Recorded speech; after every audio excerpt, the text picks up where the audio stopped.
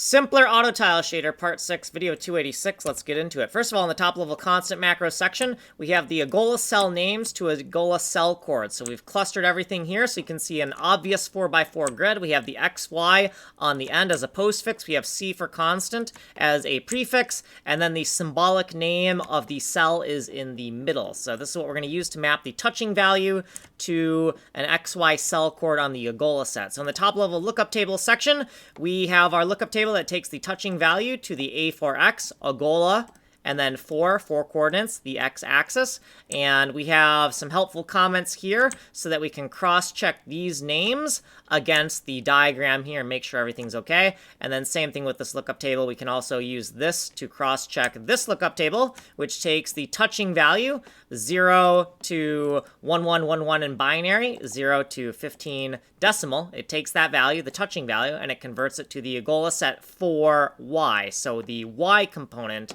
of these symbolic cells here. Monkey wrench macros. In the shader lookup tables, we're going to inject the two lookup tables here, and the resulting code is going to look like this and look like this. Here's our pre-processing function. We're now going to look for these two new lookup tables. We're going to replace it with this code converted to GLSL, and we're going to give them the same exact name that they have on the CPU side on the GPU side.